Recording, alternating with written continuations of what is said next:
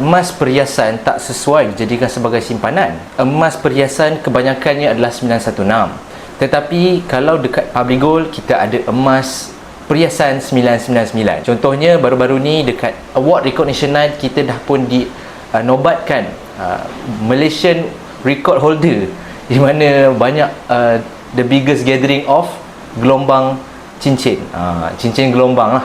Jadi dekat Award Recognition Night itu tuan-puan, ramai orang-orang penyimpan emas di Public Gold, dealer-dealer Public Gold yang hadir ke Award Recognition Night dan bawa cincin gelombang tu, and kita buat gathering, kita dapat Malaysian record holder lah, lebih 3,000 orang, lebih 3,000 cincin dikumpulkan dalam satu event.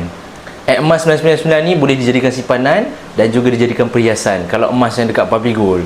Kalau yang emas 916 perhiasan tu kurang sesuai. Sebab apa? Sebab kita akan ianya akan jadi lebih tinggi lah dari segi spread, dan juga harga pembuatan dia pun lebih tinggi. Jadi kalau anda nak dapatkan cincin gelombang, nak menabung emas sambil emas perhiasan, boleh saja refer pin video ataupun klik di bio untuk saya bantu anda dapatkan.